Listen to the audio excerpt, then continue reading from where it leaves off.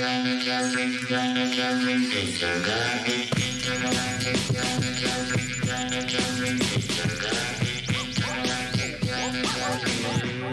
bonjour à toutes et à tous, vous êtes sur les congrès de futurologie, 70e édition de cette émission sur Radio Canus 102.2, la plus rebelle des radios, programmée par l'équipe de programmation du festival Les Intergalactiques. Eh bien écoutez, j'espère que vous allez bien, nous on va bien.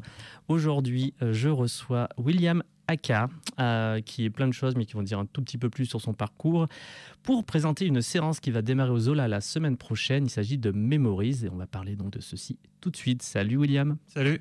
Comment vas-tu ? Eh ben écoute, très bien, très content d'être de retour pour parler d'animation japonaise. C'est vrai, ça fait 3 émissions. Tu avais fait quoi avec nous déjà avant, moi et ma mémoire de poisson rouge, comme on dit ? Alors on avait fait la soirée Satoshi Kon pour Tokyo Godfather et Paprika.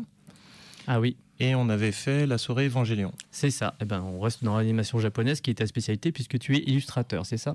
Oui, et puis bon c'est que ça. Je suis illustrateur parce que j'ai beaucoup aimé l'animation japonaise étant petit, et ça s'est pas démenti par la suite. L'un va avec l'autre.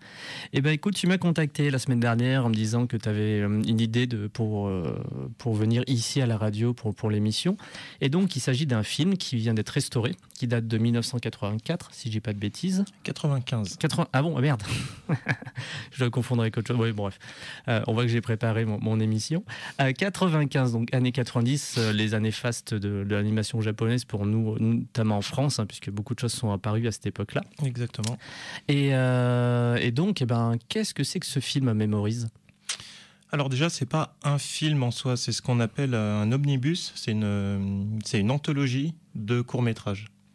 Ok. Il y en a 3, c'est ça ? Là, il y en a 3, effectivement. Donc, tu sais comment est né ce projet, d'où ça vient, qui t'a à l'origine de cette aventure ? Alors, celui qui supervise Memories, c'est Katsuhiro Otomo, qui est mondialement connu pour être le créateur d'Akira. Rien que ça. Rien que ça, ouais. Et c'est une époque où Otomo, il est en feu, quoi. Il crée truc sur truc, il est impliqué dans plein de trucs. S'il réalise pas, il scénarise. S'il scénarise pas, il fait le chara-design. Il est dans sa meilleure forme. Et justement, si je suis très content de pouvoir présenter cette séance, c'est que, à mon avis, Memories, c'est un peu un des derniers représentants de cet âge d'or de l'animation japonaise, quoi. C'est une des survivances et c'est un des plus bels exemples. Très bien, on va discuter de ça. Du coup, on fait donc aussi face à une actualité puisque donc le film soit en copie restaurée. Et toi, tu le présentes où et comment en fait ? Et quand ? Alors moi, je le présente mercredi prochain, donc le 5 octobre, au ciné Le Zola de Villeurbanne. Et à partir de 21h, quoi. Donc l'anthologie se compose donc de trois segments, 2 de 40 minutes et le dernier est plus court de 20 minutes. Et je vais faire une petite présentation de 15-20 minutes avant le film pour donner un peu aussi quelques pistes et replacer le film dans son contexte, quelle est son importance, quels sont ses auteurs. Voilà, un peu ce qu'on va faire aujourd'hui, mais en plus court. Et du coup, cette ressortie, elle est nationale ? Oui, elle est. En fait, elle est distribuée par Eurozoom. Oui, c'est vrai que c'est écrit en gros sur la bande-annonce. Et du coup, c'est exceptionnel parce que le film n'est jamais sorti au ciné. Il est sorti en vidéo autour des années 2000, il me semble. Ok. Mais il n'est jamais sorti au ciné, ce qui est sa forme réelle, quoi. Mm-hmm. Et si je me trompe pas, ça fait 27 ans qu'il est sorti au Japon. Donc c'est une chance de pouvoir le voir sur grand écran, quoi. Et c'est pour ça que mes présentations de films d'animation Zola me plaisent tant, c'est parce que moi, souvent, c'est des choses que j'ai déjà vues, mais de pouvoir les voir au ciné avec vraiment l'expérience de la salle, c'est quelque chose... c'est irremplaçable, quoi. Surtout sur des films comme ça qui sont des bijoux techniques. Même si tu le regardes sur un petit écran, tu peux prendre une claque. Au ciné, t'as pas le choix, quoi. Bah moi, c'est donc un... Bon, je ne suis pas un grand spécialiste du cinéma japonais, en tout cas pas encore, parce que c'est quelque chose qui me passionne un peu plus ces derniers temps. Quelle pérennité avait ce film? Donc, c'était un succès au Japon quand il est sorti. Est-ce que quand on l'a distribué en France au début des années 2000, est-ce qu'il y a eu est-ce que c'est quelque chose qui est resté plus dans le cercle des connaisseurs ou qui a été au contraire assez vu par un plus grand public? Alors, j'ai pas les chiffres du box-office japonais, mais je pense pas qu'il ait fait un énorme carton. Parce que il arrive dans une période où en fait, bon voilà, pour les histoires de contexte, il faut voir qu'il arrive après l'âge d'or japonais. Nous, les animés, tout ça machin, ça a vraiment explosé dans les années 90. Au Japon, c'est un peu différent parce que eux, ils ont eu l'éclatement de la bulle économique au début des années 90 et ça a mis leur économie à plat. Et ça, c'est des répercussions qui ont duré une dizaine d'années, même encore aujourd'hui, quelque part, le pays s'est pas relevé de ce truc-là. D'accord.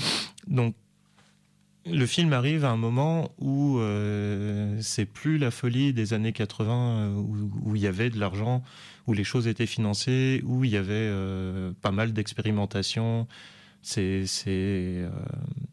l'époque où on va développer les grands films d'animation au ciné, ce qui n'est pas trop le cas avant les années 80. C'est aussi l'époque où on a les OAV, donc Oui. ces vidéos qui sortent directement sur le marché de la vidéo et qui n'ont pas une exploitation forcément en salle, mais qui ont plus de moyens parce qu'ils sont financés directement par l'achat. Parce qu'à ce moment-là, je ne sais pas trop, mais il devait y avoir, il me semble, une exportation qui devait bien fonctionner aussi à l'étranger, peut-être, ou c'est vraiment une culture japonais, enfin en mode vase clos? En 95, c'est pas encore ça. En fait, il y a eu Akira en 86 qui a globalement assez bien marché au Japon, même si c'est pas non plus un méga carton. Mais par contre, sa qualité technique impressionne le monde entier, en fait. Donc, Otomo, à ce moment-là, il est vraiment mis sur le devant de la scène. Et c'est une époque où, dans le monde de l'animation, tout le monde se tire la bourre pour faire le film le plus fou, le mieux animé avec le plus de détails et tout. Et Memories, il est fait dans cette optique aussi de montrer que l'animation japonaise, c'est la meilleure du monde, quoi. Et qu'elle est capable de créer des films méticuleux sur des sujets qui sont adultes. Et voilà, il a été fait dans cette optique-là. À la base, il est prévu pour être une compilation qui sort en vidéo. D'accord. Et finalement, avec le poids d'Otomo, ils en ont fait un film. Alors, je sais pas si le film est allé aux États-Unis, parce que j'imagine que c'est le marché qui visait. Quand ils pensent international, les Japonais, ils pensent à l'Amérique, quoi. Ce qui est dommage, parce qu'en fait, à cette époque-là, en Europe, et notamment en France, il y a déjà un vrai public. Mais ce que je me dis, c'est que si, en fait, même si je ne l'ai pas vu, mais de ce que j'en ressens, cette anthologie était sortie en vidéo dans les années 90, peu de temps après sa sortie au Japon. Il y a peut-être eu un gros effet, comme il y a eu en France. Je me souviens des cassettes qu'on trouvait en VHS. Il y avait Gum, Akira, enfin un peu les grands classiques qu'on considère en France aujourd'hui. Est-ce que tu penses que c'est un film qui aurait, qui aujourd'hui, si c'était sorti à cette époque-là, c'est-à-dire pas au début des années 2000, est-ce que on ne considérait pas, nous, Français, comme un classique de l'époque? Alors c'est difficile à dire parce que des omnibus, il y en a eu d'autres. Je sais que j'ai une cassette qui était éditée par D-Bex d'un film qui s'appelle Mani Mani ou Neo Tokyo. Je ne sais pas pourquoi il y a deux titres, mais selon l'édition que tu as, ça ne va pas être la même. Qui est un des premiers, dans lequel il y a déjà un court-métrage fait par Otomo. Donc, cette cassette-là, elle a dû sortir, pareil, à la fin des années 90, début 2000, mais je pense que si c'était sorti début 2000, elle serait peut-être même déjà en DVD. En DVD, ouais, c'était la grosse période de la transition. C'est difficile à dire, en fait. C'est difficile à dire l'impact qu'aurait eu le film, parce que c'est pas une adaptation d'un film populaire, c'est des segments. Donc c'est pas non plus une grande œuvre en soi qu'on se dit ah Memories. Enfin, je sais pas comment t'expliquer ça, mais je pense que malgré tout, même si sa volonté c'était quand même de faire du grand spectacle, ça reste un format et une proposition qui est un peu niche. Dans le monde des gens qui s'y intéressent à ça, c'est un classique. Ça, c'est indéniable. Et puis, le simple nom de Otomo pose le truc. J'ai vu, du coup, ça me fait penser à deux questions. Je vais les prendre dans l'ordre. Il y a aussi le nom de Satoshi Kon. Et j'ai vu sur sa page, certainement Allociné. Oui, alors Satoshi Kon ne réalise aucun des cours. Mais il est très très impliqué dans le premier, qui s'appelle Magnetic Rose, qui a été réalisé par Koji Morimoto. Mais Satoshi Kon, dedans, il est à la direction artistique, du coup il fait les décors. Okay. Il fait les layouts. Donc le layout, c'est... comment dire ça ? C'est comme un brouillon assez détaillé de la scène. On aura le décor, où sont placés les personnages.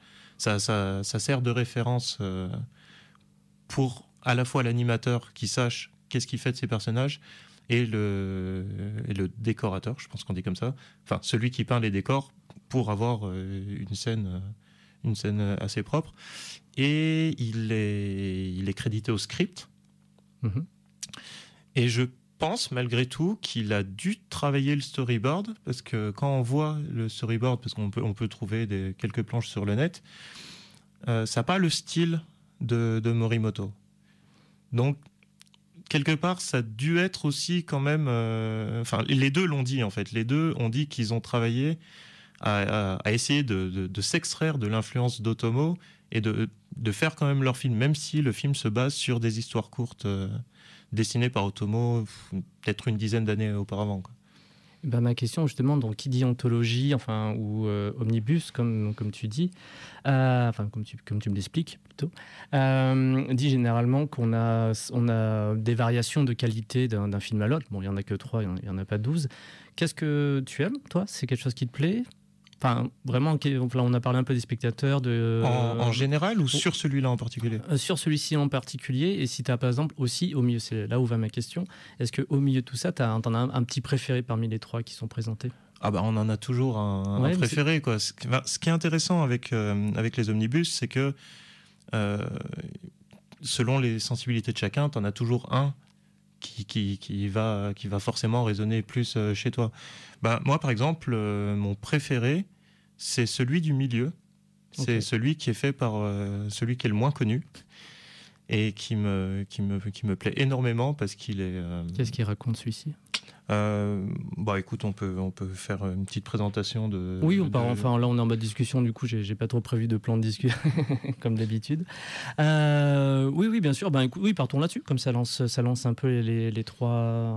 Bah, du coup je vais les prendre dans l'ordre. Ok. Donc le premier c'est Magnetic Rose. C'est un peu la claque graphique. Ils ont mis le plus impressionnant au départ. C'est un cours qui se passe du coup dans l'espace, qui a des vibes un peu à la 2001. On suit un cargo, je crois un cargo un peu poubelle de l'espace, et qui tombe sur un amas de métal dont ils captent des trucs. Du coup, ils vont voir. Bon, je vais pas énormément parler du plot de chaque cours, parce que comme ils sont courts, ce serait un peu gâcher les surprises, mais on est assez proche en fait de Solaris. Ok, grosse référence du coup là. Oui, je pense que c'est assez assumé. Mais bon, peut-être que les gens ne savent pas ce qu'est Solaris, donc c'est un film d'Andrei Tarkovsky. Film soviétique, adaptation du roman de Stanislas Lem, qui a écrit aussi le congrès Futurologie à qui nous rendons hommage avec notre émission qui s'appelle Les Congrès de Futurologie. On voit qu'on connaît son sujet en tout cas. Oui, du coup, voilà. Là, s'il y a des gens qui connaissent Solaris et qui n'ont jamais vu Memories, c'est un peu une variation sur le même thème, quoi. Donc voilà, ils arrivent dans une station et il va se passer des trucs un peu étranges. Voilà, je ne veux pas en dire beaucoup plus. Techniquement parlant, c'est celui sur lequel ils ont sans doute mis le plus de moyens. Quoique le dernier est pas mal non plus, mais comme il est moins long, je pense que c'est quand même le gros morceau du film. On est sur une animation avec des personnages aux proportions réalistes, avec un gros souci du détail, des machines et du mouvement, parce que comme ils sont... il y a des parties où ils sont en apesanteur, enfin, il y a tout un travail de faire cet aspect flottant, mais quand même crédible du poids des objets, du poids des masses. Et voilà, et on se fait plaisir, hein. On anime des trucs en perspective à la main. Enfin, c'est assez démentiel. Celui d'après, qui est mon préféré. Donc voilà, juste pour revenir, celui-là, c'est celui qui est fait par Morimoto et Satoshi Kon. Okay. Celui d'après, il est fait par quelqu'un qui s'appelle Tensai Okamura, je crois. Oui, c'est ça. Et il raconte, alors il s'appelle Sting Bomb, donc la bombe puante. Et j'aime beaucoup celui-là parce qu'en fait, il fait un peu nouvelle, teinté de fantastique, un petit peu acide, enfin, un peu humour noir. Il a été conceptualisé en tant que gag manga, en fait. Donc, on a un personnage principal qui est un peu un benet et qui déclenche des trucs. Il se rend pas compte que c'est lui la cause de tout ça. Ok. Et du coup, il avance très naïf en déclenchant des catastrophes absolument monumentales. Et j'aime beaucoup ce cours parce qu'il ne fait que monter en intensité. Il commence comme une espèce de je sais pas comment dire, de petite série d'une petite ville japonaise de la banlieue de Tokyo, mais un peu dans les montagnes. Et il va se terminer en quelque chose qui demande des moyens assez astronomiques pour arrêter la catastrophe qui est en cours. Et le tout dernier, donc c'est Cannon Fodder, donc Chair à canon.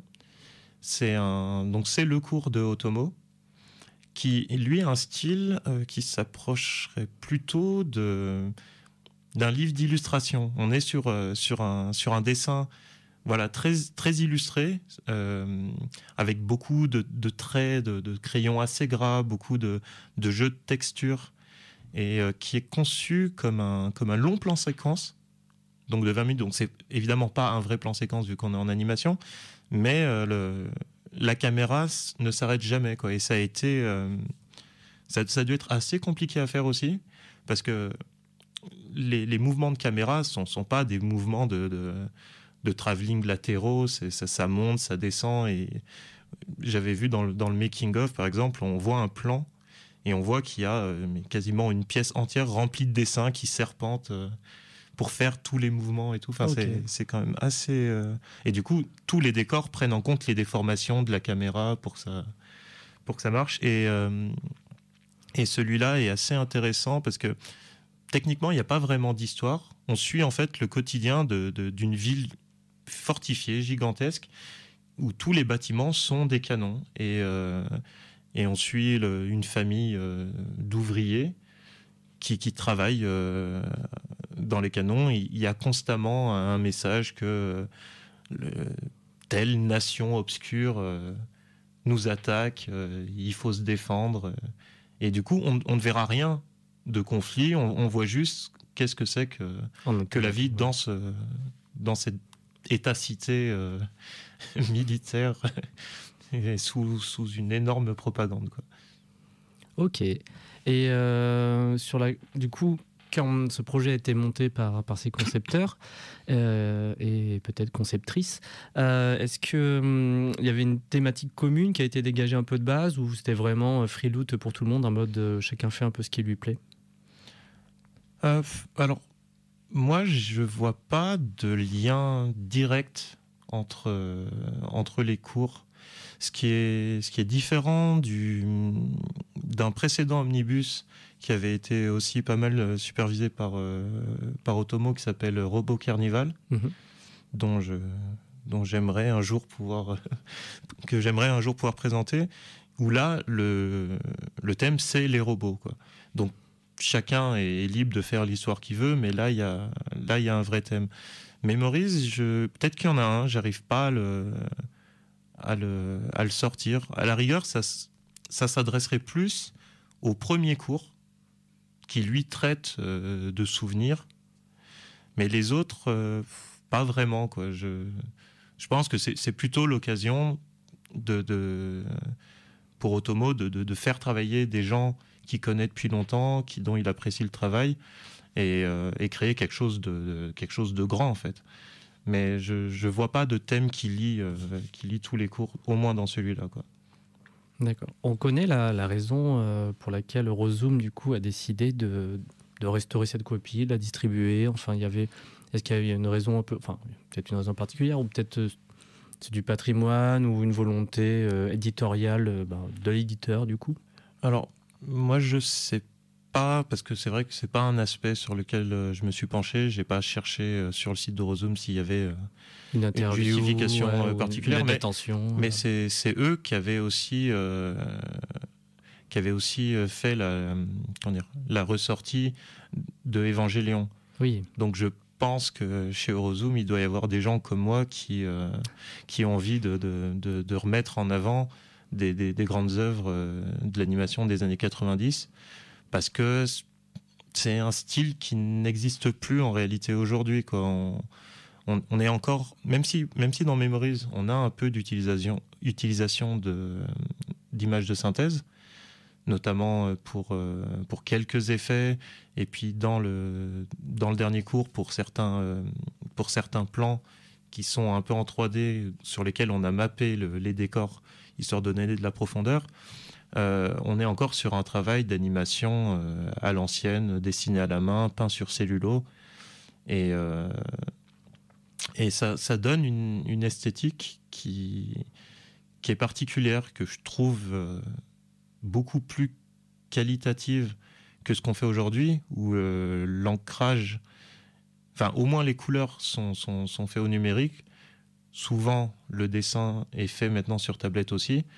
Et du coup, je sais pas comment dire, les personnages font beaucoup plus artificiels. Ils font moins corps avec le décor, justement. Tu vois ce que je veux dire? Ouais.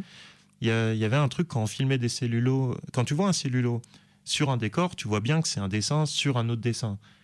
Mais quand tu les filmes et que tu les montes ensemble, il y a quelque chose de cohérent. Tu vois, je trouve qu'ils font vraiment partie du même univers. Et aussi, tu vois, par exemple, aujourd'hui, tu vas faire tes personnages et puis tu vas ajouter au compositing, tu vas ajouter des lumières, tu vas ajouter des effets de teinte, de couleurs, pour essayer de simuler l'intensité lumineuse. Est-ce que c'est la nuit? Enfin, tu vois, des trucs comme ça. À l'époque, ils étaient obligés de réfléchir leurs couleurs en fonction de l'intention de la scène qu'ils veulent donner, quoi. Du coup, je pense que c'est un savoir-faire qui s'est un peu perdu.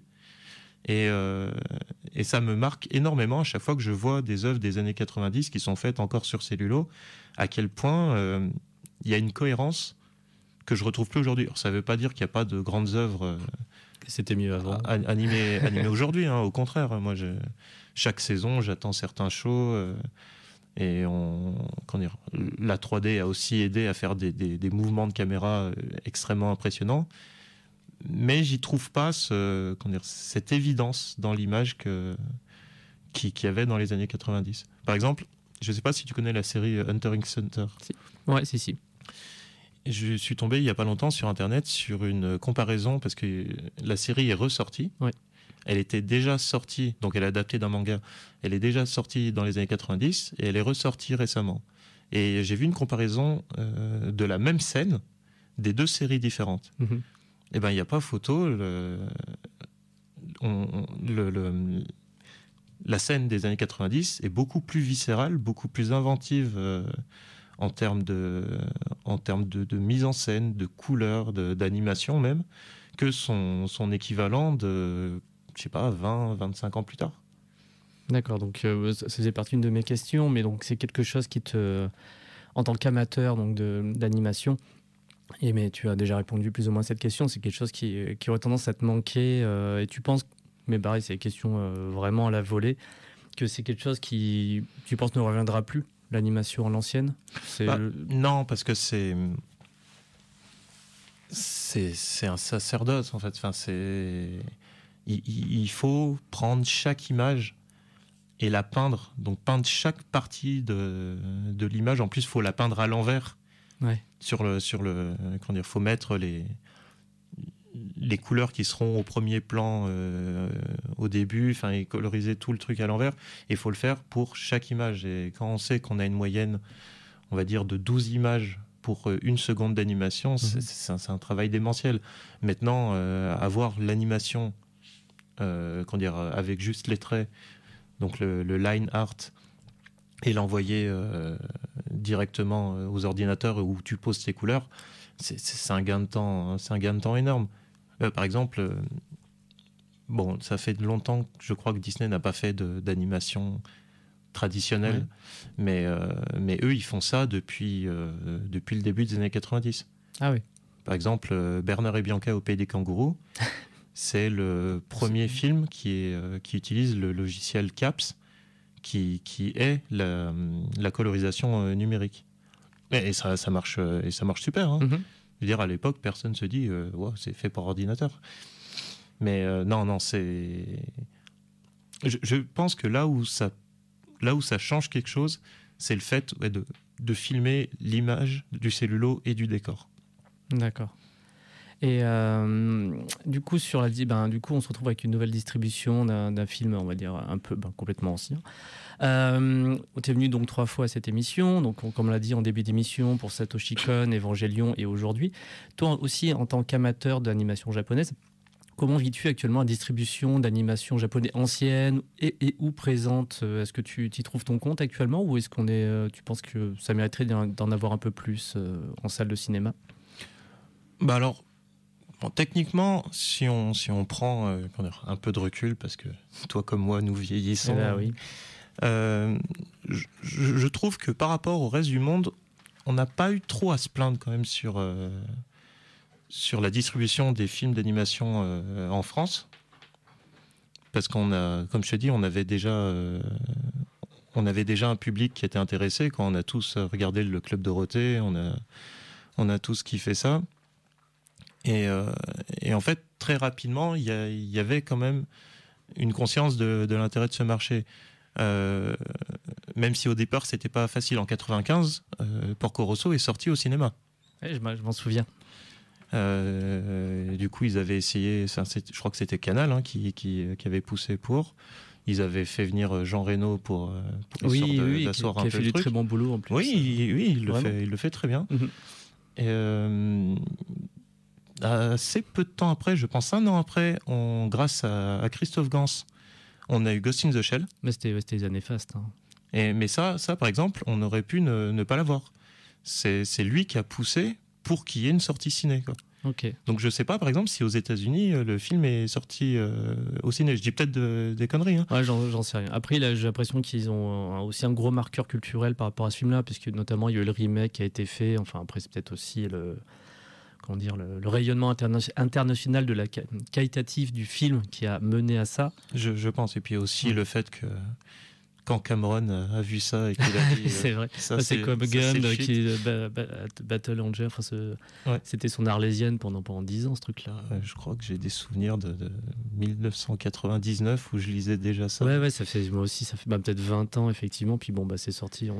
C'était pas si pourri, en fait. Moi, j'ai plutôt aimé. Non, il est pas si... Non, franchement, ça va. Vu ce qu'on s'est tapé, un remake, reboot, faux machin, adaptation de trucs japonais, d'animation japonaise, est-ce qu'on s'est tapé un truc vraiment tout pourri? Non, il s'en sort vraiment. Il laisse un peu l'eau du panier, hein, clairement. En fait, le seul truc qui me pose problème, mais je comprends pourquoi il est comme ça, c'est que si tu adaptes Gum tel que c'est censé être, c'est interdit moins de 16, quoi. Oui, de ouf. Et là, du coup, je trouve qu'il a quand même respecté globalement Oui, il a pris un arc, il s'est un peu tenu. Après, il y avait le côté. Après, voilà, c'est un petit peu youpi la vie. Ça servait. Je trouve qu'il y avait la partie. Je sais plus comment ça s'appelle ce sport avec la balle. Le motorball. Ouais, le motorball qui a été rajouté, je pense, pour faire cool, mais qui finalement, scénaristiquement, à part pour une éventuelle suite, aurait pu avoir un intérêt. Mais je me suis dit, pourquoi ils ont foutu ça alors que c'est justement. Dans l'histoire, ça arrive après. Oui, c'est ça. Mais ils l'ont vraiment d'un coup. Et c'était stylé.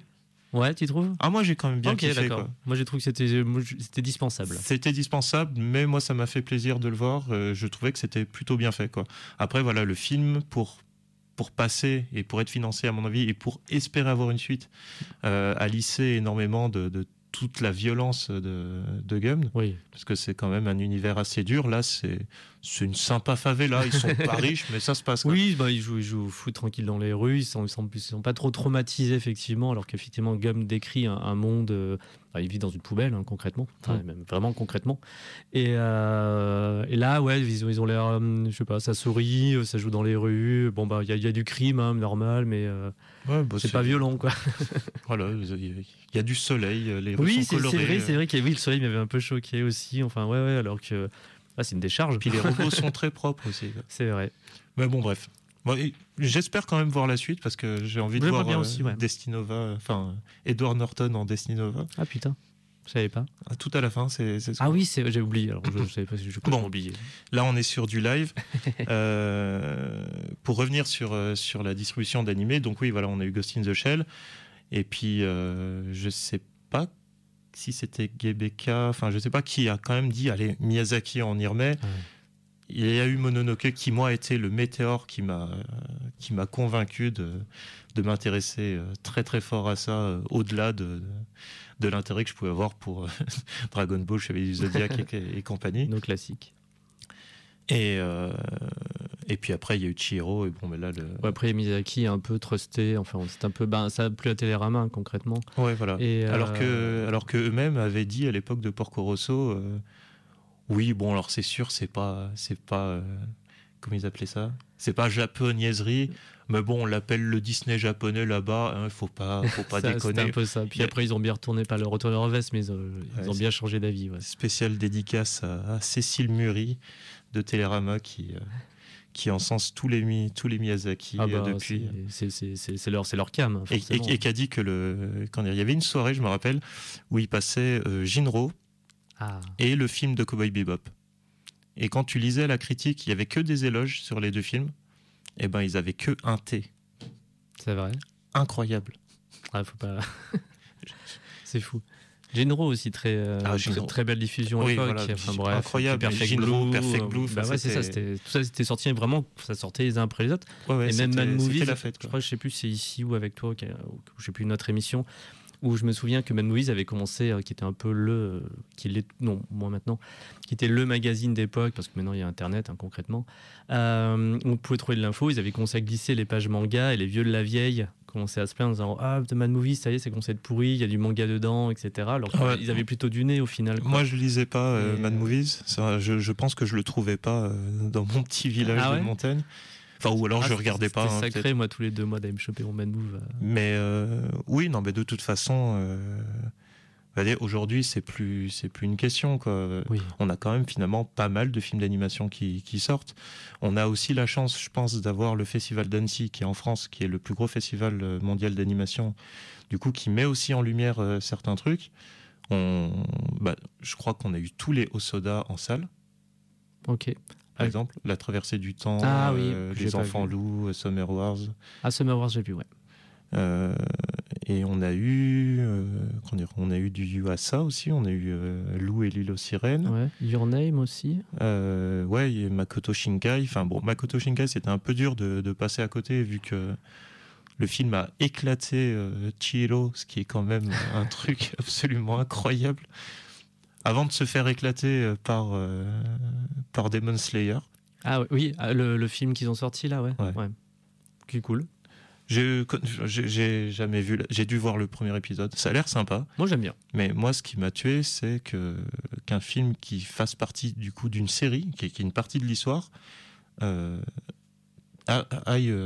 soit le plus fort, quoi. Oui, et en plus c'est vraiment c'est un film qui tirait des épisodes de la série, qu'ils ont transformé ça en film. C'est un procédé assez étonnant, mais carton absolu, quoi.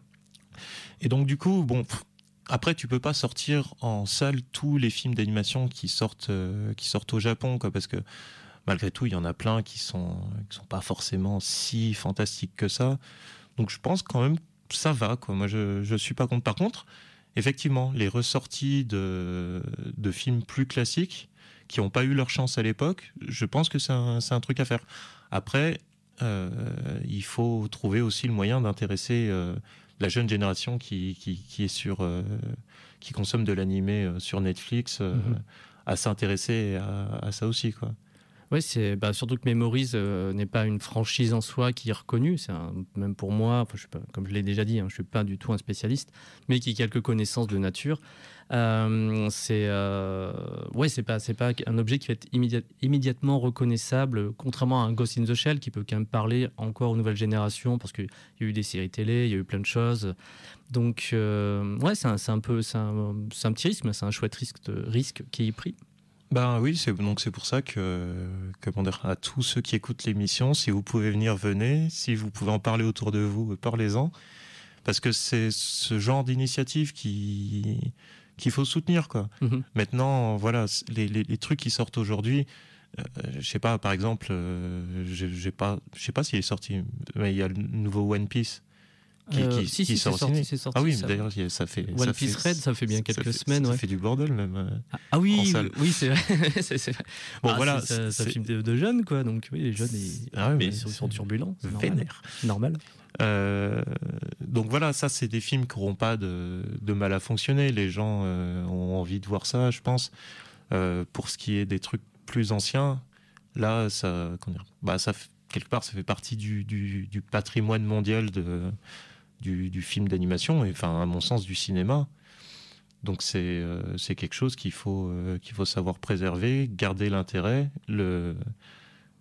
l'initier auprès des jeunes générations, parce que quand quelque chose est bien, enfin je veux dire, Akira est ressorti il y a quelques années. Ouais. Tout le monde était très content de pouvoir aller voir Akira au cinéma, parce que même ceux qui sont fanatiques, peu l'avaient vu à l'époque, quoi. Ou alors ils étaient vieux. Puis il y a aussi le dernier Dragon Ball qui est sorti, mais bon, c'est autre chose, ça. Je pense qu'il va me faire un peu mal au cœur, même. Je pense si je vais peut-être y aller le voir. Mais... Ouais, il est sorti ou pas? Pas encore. Il est sorti aux États-Unis. Oui, mais depuis un bout de temps en plus. Mais nous, ce sera, je sais pas, dans les mois qui arrivent, quoi. Ah ouais? Moi, je crois que D'ailleurs, c'est une honte, hein. Les Américains ont découvert Dragon Ball Z 10 ans après nous, alors que nous, on avait déjà eu Dragon Ball avant. Ouais. Et c'est eux qui sont servis en premier. C'est surtout étrange parce que je me souviens de la séance du Dragon Ball Broly qui date d'il y a quelques années. Et alors, par contre, la typologie des gens dans la salle était très très drôle, hein. C'était genre une bande de trentenaires barbus, très mal, très mascu. On était dont je faisais complètement partie d'ailleurs. Et ouais, c'était rigolo, c'était l'avant-première, donc ils cartonnaient, le film avait bien marché. Mais là, et donc ils avaient fait un joli coup de com'. Je me suis dit, putain, ils arrivent à remplir des salles comme ça pour... Personne l'attendait, enfin on l'attendait sans l'attendre. Bon, je m'en foutais, c'était une bande de potes, on y allait, quoi. Mais moi je pense que les gens qui étaient à cette séance-là, c'est les mêmes qui ont pété un plomb quand ils ont sorti les 2 OAV Dragon Ball au ciné, l'OAV Janemba, enfin Fusion, et je sais plus comment il s'appelle l'autre avec Tapion. Je pense que c'est les mêmes gens. Parce que nous, quand on a vu qu'on pouvait aller voir Dragon Ball au ciné, c'était la folie. Je m'en souviens. Hein. Je m'en souviens très très bien. Et à l'époque, moi, ils avaient marketé ça comme Dragon Ball le film. Oui. Donc c'était 2 histoires. En fait, c'est 2 OAV. Qui n'avaient rien à voir. Il y avait Broly un moment au milieu. Le format était en 4/3. Ouais. Ah ouais. Ouais. Ah, je m'en souviens plus. Moi, je me rappelle, je me dis, mais il y a de la place encore sur l'écran. Parce que c'était en fait, c'était une OAV comme je t'en parlais tout à l'heure. Ah ouais. C'était des épisodes faits uniquement pour le marché de la vidéo, quoi. Qu'est-ce qu'on peut dire donc sur séance de Memories donc au cinéma Zola à partir de mercredi prochain, donc le 5, si je dis pas de bêtises, le 4 ou 5 ? Le 5. Le 5, c'est ça. Donc la séance sera à 21h, présentée par William Aka qui est avec nous actuellement. Qu'est-ce que je peux poser comme autre question ? Je concentre un petit peu à court. C'est des choses qu'on n'a pas évoquées dont tu avais envie de parler ? Moi, je peux te parler un peu, prendre un petit détour. Ouais. Je vais essayer de faire pas trop long parce qu'il y a beaucoup de choses à dire. Et revenir un peu sur pourquoi je pense que c'est un des derniers films de son genre et un bon représentant de l'héritage de ce qu'a été l'âge d'or de l'anime japonaise. Donc, il faut revenir. On est quoi ? On a 95, donc il faut revenir une bonne quinzaine d'années en arrière. Donc, au début des années 80. Il y a deux phénomènes. Donc il y a cette histoire de bulle économique, donc qui est une concentration d'actions financières sur l'immobilier aussi. Enfin, la cote du Japon, quand tu regardes les graphiques, c'est impressionnant. Pendant 10 ans, ça monte à un niveau stratosphérique. Il y a de l'argent partout.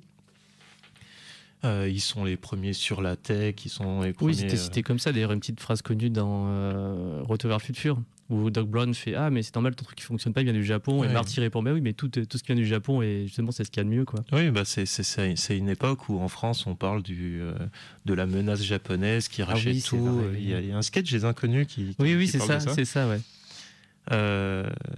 Donc bref, c'est un moment où ça marche bien. Et du coup... il y a de l'argent qui se met dans toutes les industries. De toute façon, il y a de l'argent qui se met partout, donc dans l'animation aussi. En parallèle, c'est le moment où la culture otaku, qui a commencé à se former quelques années auparavant, dans les années 70, arrive à maturité. Et les jeunes qui ont regardé des animés des années 70 arrivent un peu aux manettes. C'est la génération des Hideaki Anno de Evangelion. C'est les gens dont on parle. C'est les Koji Morimoto, c'est Otomo, même si lui il est à peine plus vieux que les autres. C'est des gens qui ont grandi avec des animés qui commencent à avoir une vraie identité, quoi. Il y a deux personnes qui sont assez importantes. Donc c'est Yoshinori Kanada, qui lui se fait remarquer parce qu'il met beaucoup de personnalité, il met beaucoup de lui-même dans l'animation de ses personnages et aussi beaucoup des effets d'animation.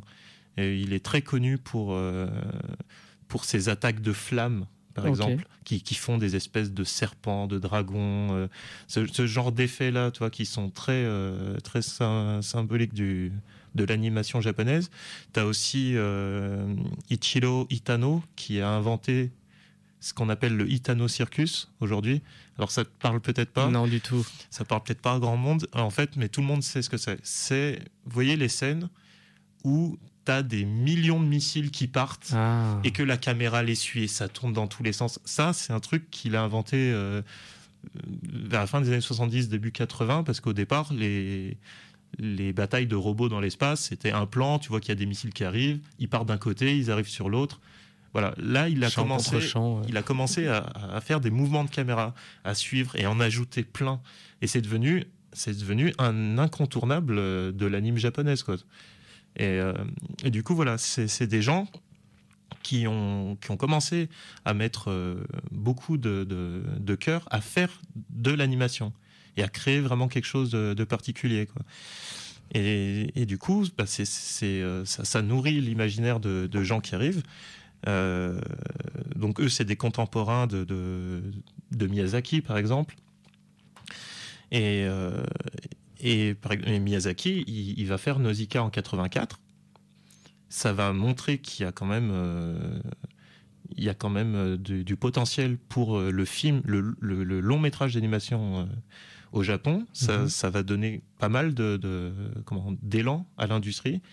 Et en parallèle, il y a le marché de la vidéo, donc l'OAV, qui se développe et qui va permettre d'avoir énormément d'expérimentation, de programmes courts, de programmes de niche, mais qui trouvent leur public parce que le public se constitue. Et tu vas avoir aussi toute la team Hideaki Anno, d'Icon Film, qui va devenir la Gainax, qui eux veulent prouver à la terre entière qu'ils vont devenir les maîtres, qui font un film qui est incroyable qui s'appelle Les ailes de Néhémies en 87, qui est d'une pureté artistique absolument sidérante, alors que tous ceux qui bossent dessus, ils ont 22, 23 ans, qui va être un gros four. Ah ouais, ok, oui, parce que je connais pas du tout. Hein. Mais qui est pareil, tu regardes le film, tu te dis, mais tu vois l'époque à laquelle il a été fait, les gens, l'âge qu'ils ont, enfin, c'est absolument prodigieux, quoi. Donc on va voir Mamoru Oshii qui fait le premier OAV en 84. Là-dessus, il va faire aussi L'œuf de l'ange, qui est un film très très bizarre, je confirme, qui est très très onirique. Et du coup, tu vois, les années 80, c'est ça permet énormément d'expérimentation. Et bon, ils se connaissent un peu tous, quoi. Ils disaient, t'as vu l'autre ce qu'il a fait? Attends, moi je vais faire ça. Et ça grimpe. L'émulation et du pognon et tout va bien. Voilà, même s'il y a des trucs qui se cassent la gueule, il y a une vraie volonté de faire quelque chose, quoi. Et au début des années 90, la bulle économique éclate. Ça laisse sur le carreau un grand nombre de sociétés. Il faut savoir que le Japon, à cette époque-là, c'est plein de petites sociétés qui font plein de trucs, tu vois. Mais c'est pareil dans le jeu vidéo. Et là, du coup, ce truc-là va pousser l'argent à se rassembler sur des grosses corporations, quoi. Celles qui tiennent et qui rachètent un peu de frais, qui permettent de... Ouais, et puis ça va être des gros groupes. On va revenir sur vraiment un système de grosses entités. Et en fait, c'est un peu la fin. C'est la fin de l'âge d'or, mais c'est un peu la fin de l'animation japonaise. Par exemple, quand Anno, en 95-96, il fait Evangelion, il me semble qu'il le dit déjà, en fait. Que de toute façon, là, il n'y a plus d'argent. L'animation japonaise a besoin d'argent pour exister, et les seuls trucs que tu peux faire, c'est parce que tu as des sponsors qui décident de mettre de l'argent dans des trucs qui sont safe, en fait. Adapter le manga du moment, tout ça. Et du coup, cette période de création où on crée de l'animation, tu vois, on ne fait pas un animé d'un autre support, ça c'est un peu fini. Et Memories, qui arrive donc 4-5 ans après l'éclatement de cette bulle, je pense porté par le poids d'Otomo, c'est un des derniers représentants de ce truc-là. Parce que pour revoir un omnibus, il va falloir attendre 2003, si je ne me trompe pas. Attends, je vérifie. Oui, c'est ça, 2003. Il va falloir attendre Animatrix. J'allais l'évoquer de ouf, parce que tu m'as dit omnibus, etc. J'ai pensé, tiens, j'allais te poser la question un moment, ou si on avait le temps. J'ai dit, tiens, Animatrix, est-ce que c'en est un? C'en est tout à fait. Okay. C'est les Wachowski qui viennent chercher la fine fleur de l'animation japonaise et qui veulent créer cette compilation de petites histoires, qu'elles soient reliées à l'histoire principale ou non. Et là-dedans, moi, par exemple, celui que je préfère, c'est Beyond. Et Beyond, c'est celui qui est fait par Koji Morimoto, qui réalise le premier... Et qui raconte déjà, rapidement, que ça me revienne en tête. C'est le plus fun, c'est la maison qui glitch. Ah oui, ça, il est très poétique, et c'est... Oui, je comprends, parce que c'est le plus intéressant, parce que ça parle pas trop de guerre, machine, robot. C'est juste une espèce de maison un peu magique, mais qui est due à l'existence de la matrice, et avec des enfants qui jouent dedans. Voilà. Et eux, ils ont absolument aucune conscience d'être dans la matrice. C'est pas l'enjeu. Ils ont juste découvert un endroit qui bug. Ouais, j'ai trouvé que c'était une bonne utilisation de l'univers Matrix pour raconter une histoire un peu autre. Je suis d'accord. Du coup, c'est un film qui est très lumineux, qui est très onirique, où tu peux lancer tu peux lancer une bouteille de verre par terre, tu l'éclates, elle se reconstruit. Tu peux te lancer du plafond, tu flottes. Enfin, c'est... Oui, c'est très innocence enfantine, effectivement. Et je suis d'accord avec toi, c'est un de mes préférés. Après, c'est le complet inverse. Mais j'aime beaucoup le diptyque, forcément. Seconde Renaissance. Renaissance, parce c'est une grosse claque. Et que je trouve que c'est le préquel. C'est le préquel, et je trouve qu'il est absolument génialissime. Enfin, il nourrit, c'est un peu du fan service, mais il nourrit le fan de Matrix. Il le nourrit intelligemment quand même. Oui, non, mais il est très bon. Et puis, je veux dire, quand c'est vraiment la guerre, t'as des images, mais qui restent en tête, qui sont incroyables. L'espèce de la première vague d'attaque des machines sur cette espèce de cheval mécanique qui n'a absolument aucun sens, en fait. C'est ça, oui. Pourquoi un cheval mécanique, c'est complètement con, en fait. Les machines, elles feraient jamais ça. Et c'est génial. Enfin, moi, de toute façon, Animatrix, je l'ai acheté Day One. J'avais regardé les cours sur Internet à l'époque de leur diffusion. J'avais fait pareil. J'avais grave fait pareil. Mais c'est dommage que ça ait été abandonné, mais après, c'est vrai que à l'heure du streaming, bah si, quelque part, il y a quelque chose qui est resté. Bon, alors, quelques années après, Morimoto, avec son studio Yondoshi, qui est le studio qui réalise To Memories, va lancer Genius Party et Genius Party Beyond, qui sont deux anthologies comme ça de courts-métrages. Mais aujourd'hui, celui qui est l'héritier de tout ça, bah, c'est Death, Love and Robot. Oui, c'est ça. Moi, j'y pensé aussi. Il y a aussi Disney, du coup, qui a fait... Alors, j'ai pas regardé. Star Wars Vision. Ouais, ça en fait partie ou c'est... Si, non, mais ouais, si. ouais. Mais en fait, le truc, c'est que depuis Animatrix, les studios américains essayent de répliquer ce truc-là. Et je trouve qu'il n'y a rien qui atteint le niveau. Ils avaient fait ça avec Batman, il y a quelques années. Oui. Et ils avaient annoncé des noms de tueurs. Et en fait, à la fin, tout le monde, tous les grands noms avaient quitté le projet. Ah, ok. Et c'était pas fantastique. C'est divertissant. Mais c'était pas fantastique. Ouais, bah, j'ai pas trop de d'œil sur la qualité d'animation. J'ai pas cette. Et Star Wars Vision, moi, j'ai pas été très convaincu. J'ai pas vu, moi, du coup. Il y a quelques moments sympas. Il y a des grands studios, des grands noms. Par exemple, il y en a un. C'est un petit robot. Il fait très Astro en fait dans son design. C'est très simple, qui était vachement sympa et qui est doublé par la femme qui fait la voix de Son Goku. Tout le cours, j'étais là, je connais cette voix. Mais c'était mignon, tu vois. Lui, il était cool. Il y en a un premier qui est fait en 3D par le studio Kamikaze Douga, qui était vraiment cool. Lui qui fait très samouraï, mais film... les 7 samouraïs, film noir et blanc et tout. Ça, c'était assez classe. Mais après, il y avait des trucs, c'était osef, quoi. Enfin, c'est mon avis, hein, mais le coup du groupe de rock... je sais pas, c'était... Ah, j'ai pas mis le nez dedans. En fait, le problème de Star Wars Vision, c'est que Star Wars, ça s'inspire pas mal des samouraïs, du Japon féodal. Et Star Wars Vision fait quasiment que ça, en fait. Ouais, ça fout du Jedi dans tous les sens, voilà, en mode samouraï. Soit ça tourne un peu en rond, soit c'est prometteur, mais t'as l'impression que c'est un petit bout d'une histoire et il nous faut la suite, ou l'avant. Enfin, je sais pas, moi j'ai trouvé ça un peu bancal. Pourtant, je me suis dit, c'est tout à fait le bon truc à adapter.